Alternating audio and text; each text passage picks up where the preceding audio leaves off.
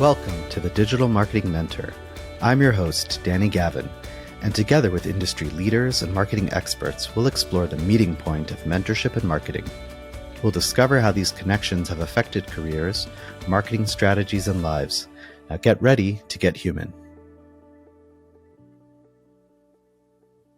Hello, everyone. I'm Danny Gavin, founder of Optage, marketing professor and the host of the Digital Marketing Mentor. Today, I'd like to welcome Louis Gavin, an award-winning top advertising executive in South Africa, who has over 40 years experience advertising, writing, and as a creative professional. He's super passionate about storytelling and creative problem solving, also an accomplished musician. He co-founded and was a partner in TBWA Gavin Ready, as well as OpenCo, and he also happens to be my uncle. Louis, welcome to the show. Hi, Danny. Thank you. Thank you for having me. All right. So let's first get into where you went to school and what you studied. Well, okay. South Africa, I went to school called Affluent Boys, which was very English style school. I always had an interest in music and art. I should have studied music, but for some reason, after spending a short amount of time looking at the family business, I decided to go and study art. I managed through a good artist friend to get a bursary into Wits, where I spent a short time actually, and then moved on to a private school. It was run on a mentorship basis. You know, the art teachers worked as mentors. They didn't work as classic teachers, as in a university, for example, but they worked as mentors. And the difference is, I think not always necessarily so, but I think mentors form a more personal relationship with you than a classic teacher. So there were several opportunities as students to find the teacher that kind of you related to, and to relate to them, and to look up to them, and to use them as guides. So it was very much a mentorship kind of environment. A lot of the artists already graduated, so it wasn't a school for beginners. It was a school for artists. In fact, I was there with William Kentridge, who's probably South Africa's best-known artist at this point. So a lot of the people there were serious about art and were already graduated, and needed that other level being taken into to forget a little bit about all the technique and learn more about the path of being an artist. So that was my first my real education is being about mentorship. You spent time in art school. What brought you into the ad agency world? Okay, so I had a short stint in the diamond business, and it really wasn't for me. So this was after art, when I suddenly realized you actually had to earn a living, that you could dream about being an artist. It was quite a different thing being an artist and earning a living out of artists. So I wanted to experience what it was like to actually earn some money. And I spent a little bit of time in the diamond, but it really wasn't for me. It was about a year I spent. And during that time, we were doing some promotions for ourselves. And I got involved with we had a small ad agency who engaged the business and helped us with some marketing. And I'd had interest in writing, obviously through the art experience. I also kept diaries and wrote about my experience and so on. That's where I first became interested in writing. Well, I'd always been interested in writing and in recording experience. I felt like a creative person. I mean, I'd had this deep experience in a very, very creative art school where we were encouraged to not necessarily learn technique, but to look inside yourself and to find the creative inspiration. And why did you want to create? It was more about, why do you want to do what you're doing? Why do you want to create? What is the urge to create? What are you learning about yourself? I mean, one of the first things we did, you had to do self-portraits. That was one of the first exercises. It was an exercise that repeated itself several times over the period that I was there. And it was about really recording your experience. Although you were painting a portrait or drawing a portrait or whatever technique you were using, it was more about the experience of what were you experiencing about yourself? What were you seeing about yourself? So it was all about the creative urge. And that was far removed from business. I mean, business is just another world from that. Business was completely 180-degree from that. And I think I had an inner need to create and to make things and to produce things. And that it kind of, when I looked at advertising, it was an interesting balance between business and creativity, because it's creativity but serving a commercial objective. There's a commercial end in it all. You're trying to persuade people to either buy into your brand or to buy your product. So it was a nice balance for me, and that's how I got involved in it. And I spent a couple of months in the agency that worked in our business, and then I moved on into some of the larger groups from there. So when you look back at your early days in the ad world, who are some of the mentors in your life that were like, those are the guys who really helped me get onto the path of being successful? Most of them were people who I worked with, right? So yes, names aren't really the point here. It's a creative endeavor, being in the ad business. And you do look at the industry greats. There was the Birnbachs of the world. And you looked at great ads, and you, just like a musician would try and emulate good musicians, musicians that they respect and music that they love, and try to copy the technique and the style of a musician. It was very similar in the ad industry. You would find a style of advertising, especially as a writer. And in those days, remember, this is going back to around the 80s. So social media was a dream. It wasn't even a twinkle in some inventor's eye. We were still dreaming about computers and about the ability to move text around a screen. That was still a dream in the early 80s. You'd kind of read about it, that there were these machines that people had developed. And that's a whole other story, because I was one of the first people in South Africa to work on a word processor. But that's a whole other story. I think from day one, the people who were more senior, there were always the heroes in an agency, the guys who were doing the great work, or the women who were doing the great work and who were winning the awards. And you would naturally be drawn to them, and some would, it's a pretty ego-centered business. So you'd have to work out your approach and your spin to get people to notice you. So it's also a very competitive business. Inevitably you would find people who there's a chemistry with, good chemistry. There would be people who are more senior, and if they were true creative people, they would sense that you would want some sort of guidance and help. And they would be the kind of people you could turn to. So you could bring a piece of copy that you were writing to them and ask them a question. You could ask them about the structure or the style, or if the headline worked for them or not. One thing about messaging and advertising is that it's very subjective, and to move from that subjective point to an objective point where you know that you're communicating clearly with an audience outside of you, sometimes needs an audience to vet what you're doing.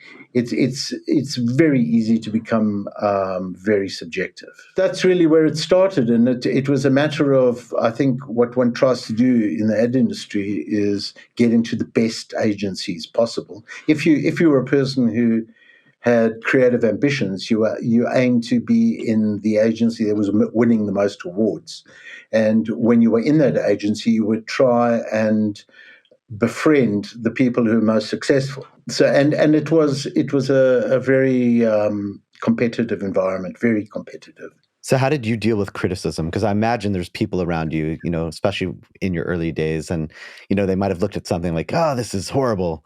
But so how did you deal with those sort of So, encounters? so I mean, that is a really good question because it goes to the heart of everything. I think it was the head of Chiat Day, Jay Chiat, the late Jay Chiat, who in fact is a TBW agency today in LA. But he was one of the leaders of the creative industry. And he said, when a client rejects your work, they're rejecting you. And what he's saying is, at the end of the day, you can control your ego, but it is all ego.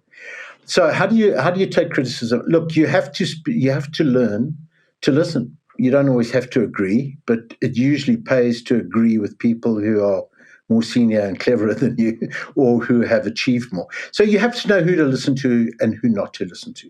That's one of the answers. But you need to know how to listen and to consider that criticism closely and to look at the work and to go away and use that input.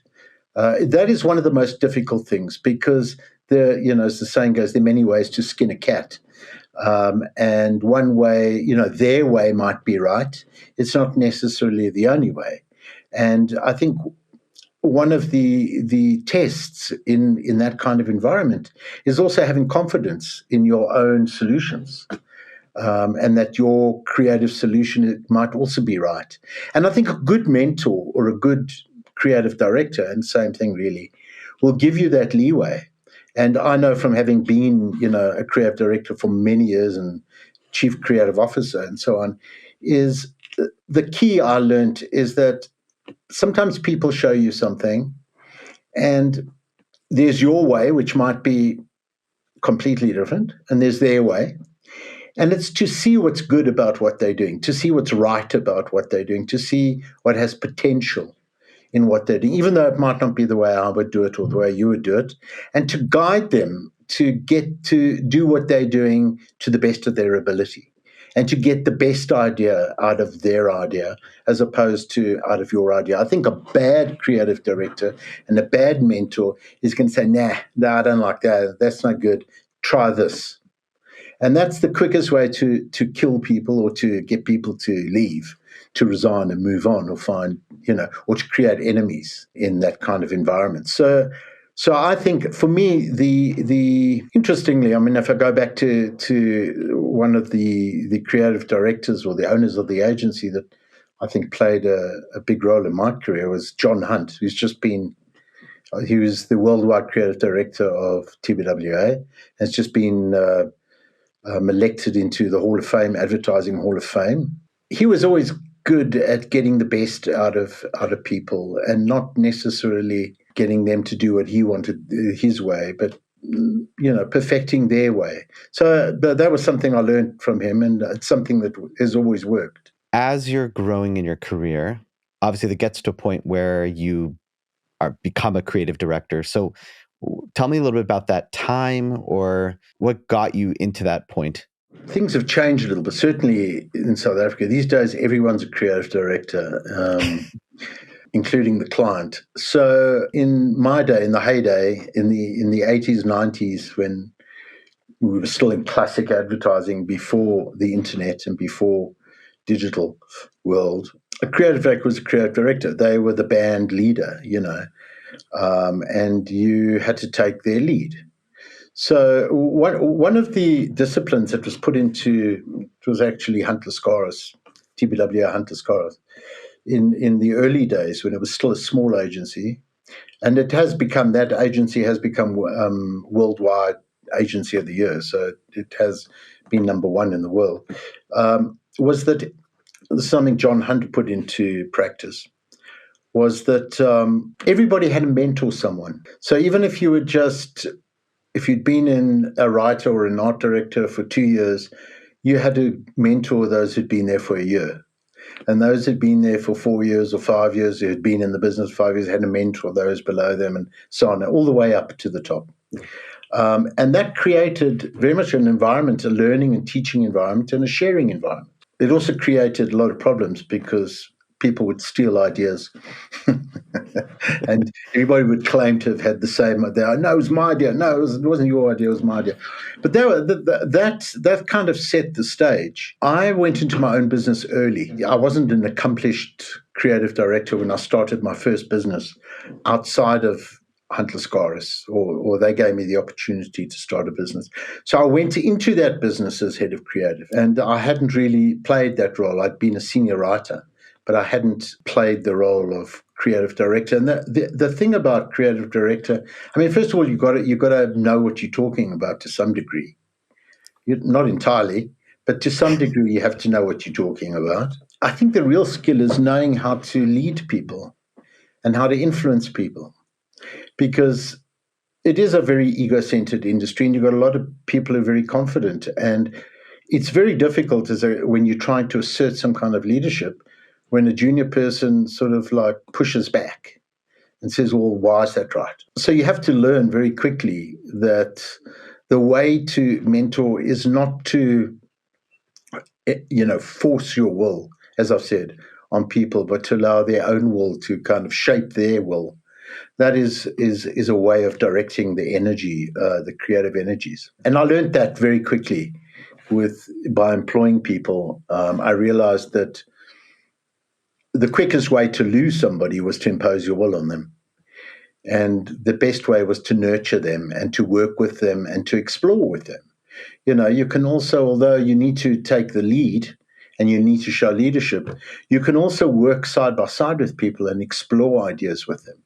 And that was very much a way that I took, is where I would collaborate with people, even with younger people. And a lot of people, some people would abuse that, but certainly in the important parts of my career, it became the way that I worked with people. I created my fair share of creative leaders who went around the world and joined major agencies and became heads of agencies. So I think it's kind of was put to the test to some degree. And I've noticed that whenever I've seen people, or I've met people that have worked with you, there's this sense of like awe and respect, but also love, of what you gave and provided. But it's awesome. Like a true leader is someone who makes other leaders. It's not necessarily someone who, squashes people down. And to do that, you really have to get rid of the fear that somebody's going to be better than you, and the fear that somebody might.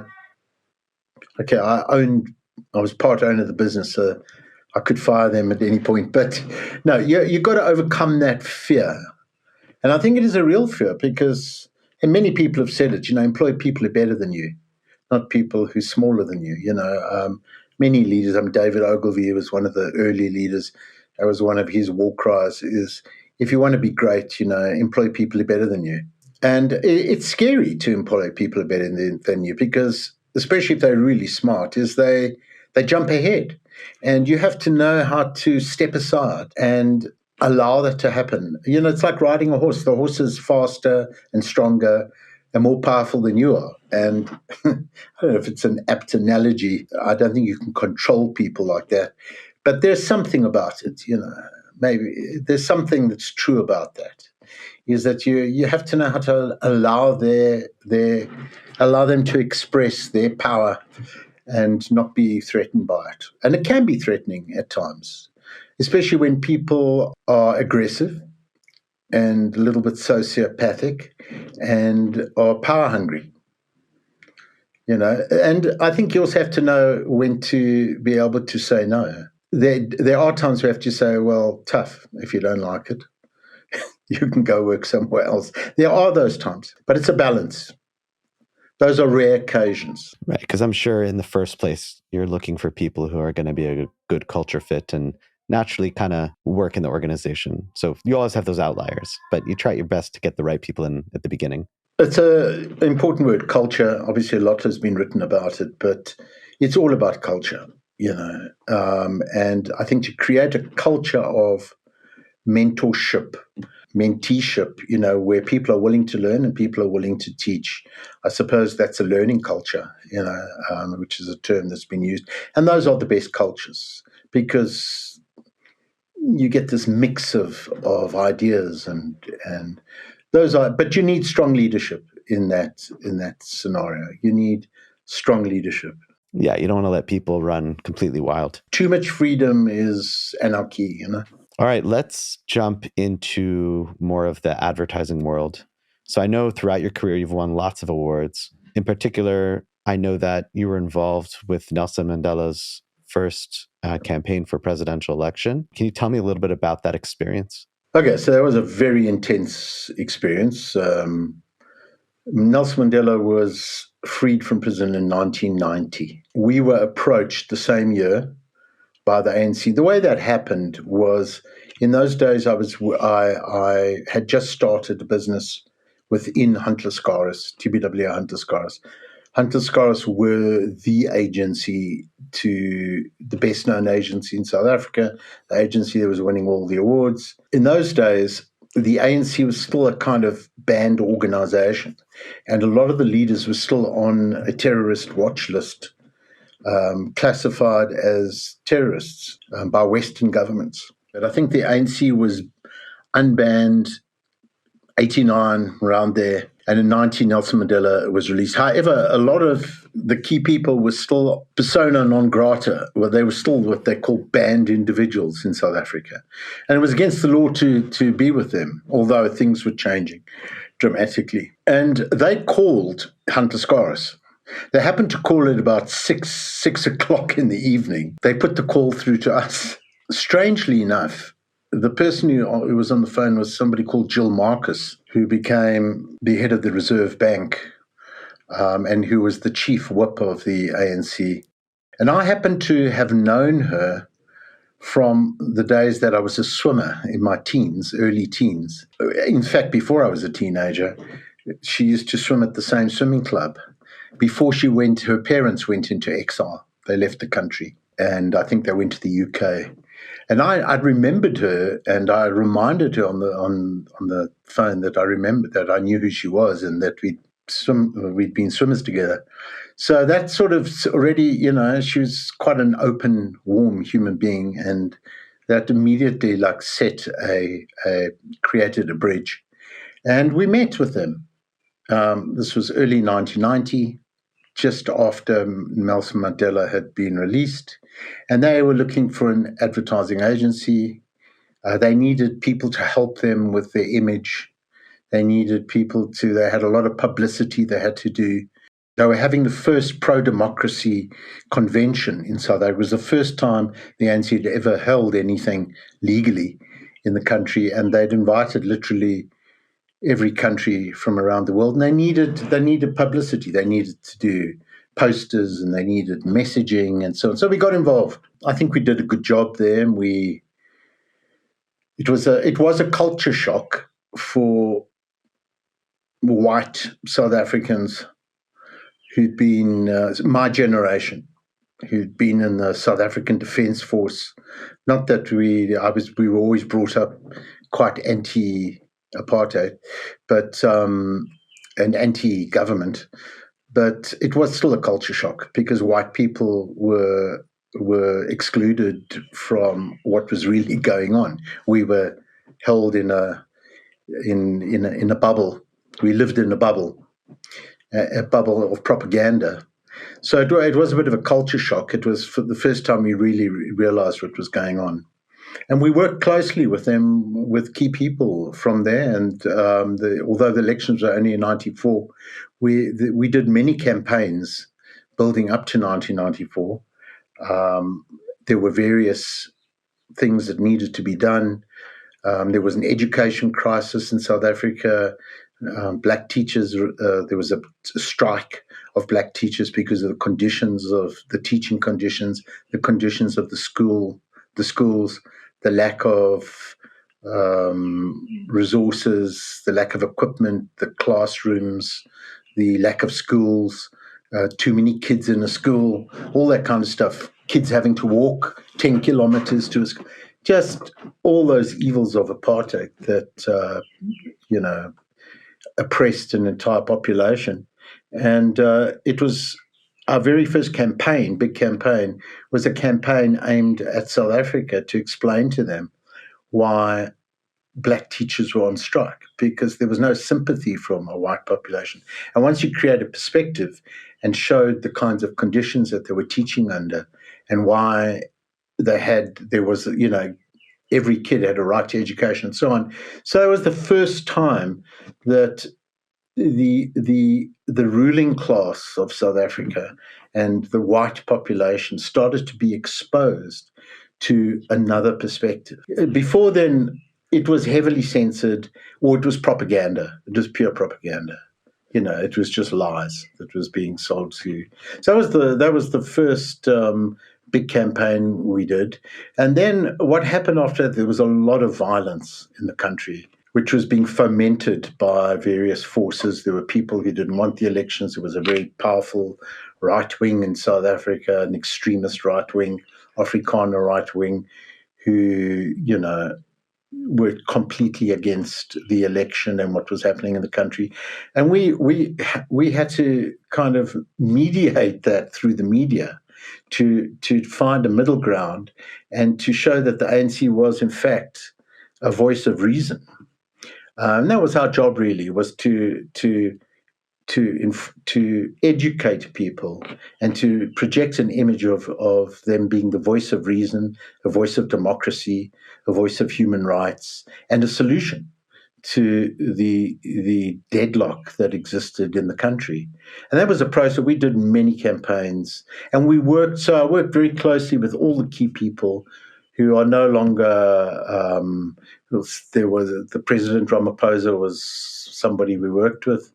Thabo Mbeki, who was a president, Jill Marcus, who was the chief whip and became governor of the Reserve Bank, all those people, and Mandela, who we met many times, and who would sit in certain meetings, and was a very impressive human being, no questions about it. If you talk about leadership, he just exuded leadership on every level, and he would really give everybody their say, but he would lay down the law as to what he wanted, but he did it very skillfully.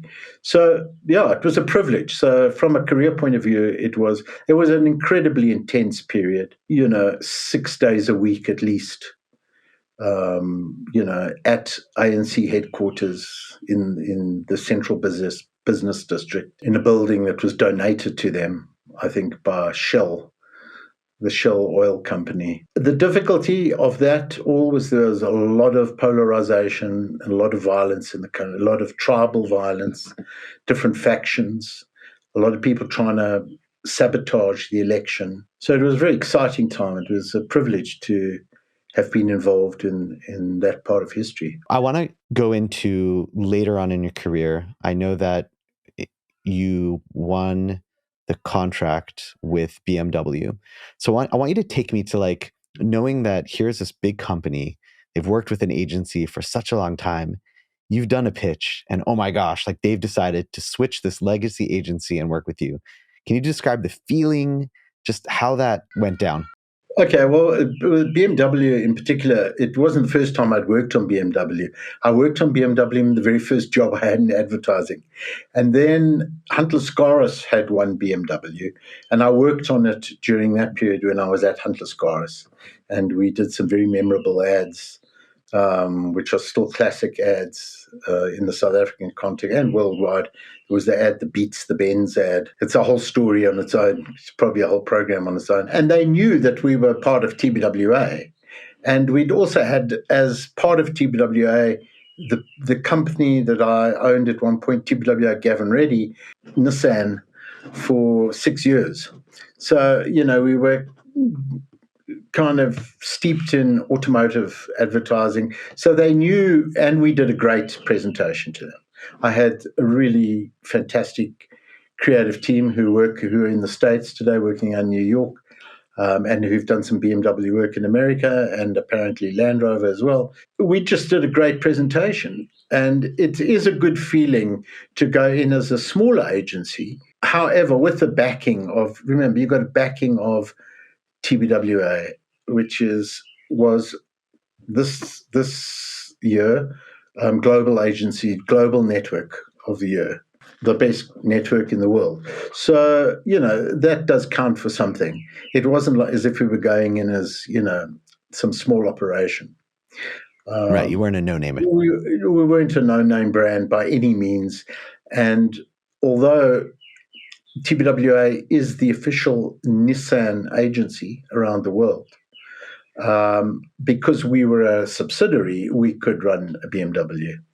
Interestingly, that period, everything was changing in the automotive industry from classic advertising to digital, which is a big transformation. I mean, it's something we should, if we've got time, still talk about it, because I've lived through that transition of going from classic mainstream media, primetime television, large billboards, outdoor radio. In South Africa, radio was always a powerful medium, but primetime television into digital, social.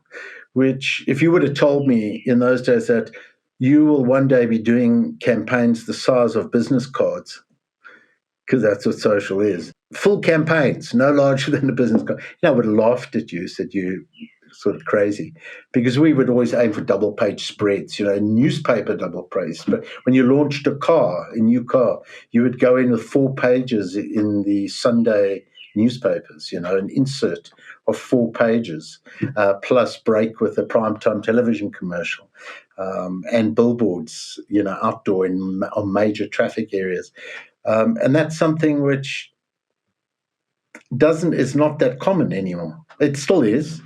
Probably in the US it still is, but it's not that common in South Africa anymore. I mean, television doesn't really exist like it used to exist.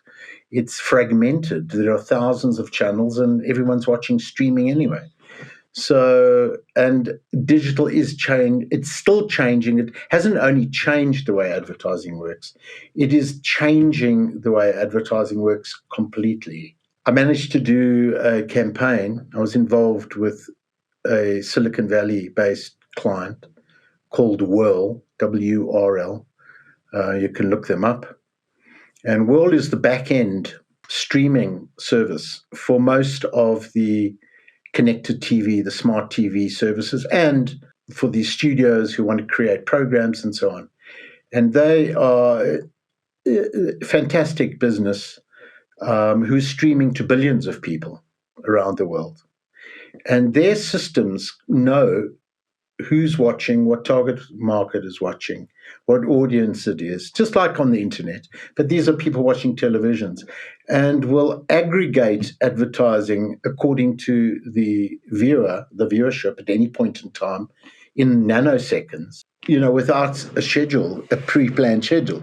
It runs when the right audience is watching. And this allows them to introduce a new kind of advertising, which is you only pay if it works kind of thing. And therefore, everything becomes response-based to show that it's worked. Go to a website, click on sign up for 1 month's free subscription or whatever it is, free test drive, or, and they pay on efficacy, and they are streaming all over the world. So it is changing the nature of creativity. And I think it is a big question about which way it's all going to, which way this cookie is going to crumble. I think a lot of people are still in denial about how it's working and how it's going. I think it'd be sad if creativity disappears in this process. Do you feel like as you're watching it change, do you feel like certain aspects are being lost, or you feel like it's just... Definitely, I have no doubt. I mean, I would still say that, creativity is the X factor. It's the magic. There's no question about it. But when you know exactly who is watching, and you have the data as to what they've bought in the past and so on, and you can target a message that doesn't need a creative spin, but can be functional, purely functional, and that functionality is going to get the response. Why bother? Why bother? Because at the end of the day, it's about selling your product or your service. Of course, there is brand building. One of the things I'm very strong about is you have to differentiate between brand strategy, marketing strategy, and communication strategy. And then in communication strategy, is it digital communication strategy or is it, mainstream media? And I think a lot of people blur those lines, and you really have to separate those things because they're very different disciplines. And a lot of clients, certainly in our side of the world, and I've seen in other parts of the world, confuse those entirely.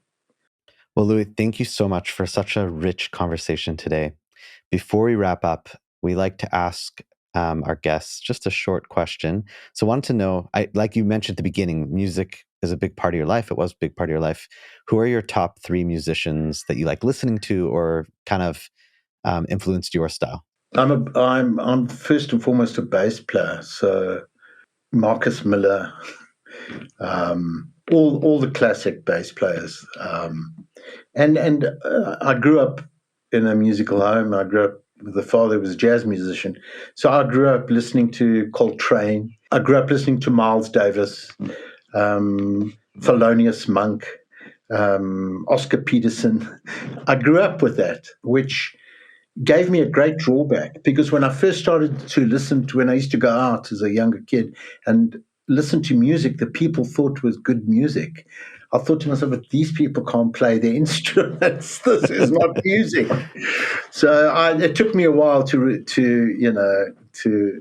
grow into popular music, but I listen to a lot of jazz, and there's a lot of. I mean, it would be, you know, there's a lot of beautiful, fantastic young new groups. Snarky Puppy, Scary Pockets. All those guys are doing fantastic things. I love listening to that. And 2023, what does that look like for you from a professional perspective? Any cool projects you're working on? Any goals you have? Yeah, I'm working on helping the women of Afghanistan at the moment. There's different coalitions of women to try and lobby governments in the world to take a slightly different attitude towards the ruling class in Afghanistan, and to at least allow girls to go to school. So that's a project I'm working on, working through the UK with an associate, and that's a great challenge and great work to work on. And I'm still very involved in telecommunications work with South Africa's largest telecommunications, or Africa's largest telecommunications, doing their B2B work, which is all lead generation and digital with a bit of brand building thrown in. Wonderful. And where can listeners learn more about you? I know you're active on Facebook, but I'm sure, do you like people reaching out on LinkedIn? So at the moment, I'm still quite new. I'm only recently out of mainstream, right? Out of the advertising mainstream, and doing my own thing, and consulting and writing for my own clients, and still working with some agencies. So at the moment, I'm just on LinkedIn as my main point of connection. Hopefully, I'm soon putting up a website with some of my work and some of the classic work that I've done over the years, and where I can tell a bit of a story about my experience. Louis, thank you for being a guest on the Digital Marketing Mentor. And thank you, listeners, for tuning into the Digital Marketing Mentor. Talk to you next time. Thank you for listening to the Digital Marketing Mentor podcast. Be sure to check us out online at thedmmentor.com and at the DM Mentor on Instagram. And don't forget to subscribe on Apple Podcasts, Spotify, or wherever you listen to your podcasts for more marketing mentor magic. See you next time.